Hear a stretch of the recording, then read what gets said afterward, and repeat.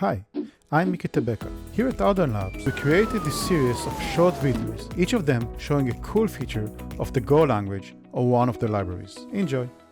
In this short, we're going to see how you can get a random free port for running tests and other things.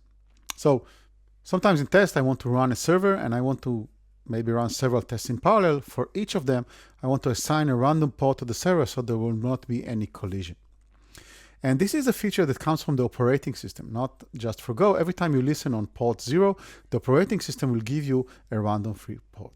So I'm creating a listener on a TCP socket with an empty address. This is saying basically listen on port 0. And then I need to convert this address. So address is an interface, and I know that I have a TCP because I asked for a TCP, so I'm doing a type assertion to get the TCP address pointer, and then I'm getting the port field from it, and I'm returning the port from there. And if I'm going to run the code, so let's start with our debugging, and then let's have a look.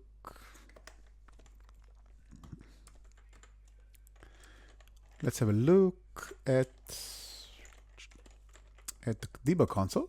Okay, so we see we got this port, but if I'm going to run it again,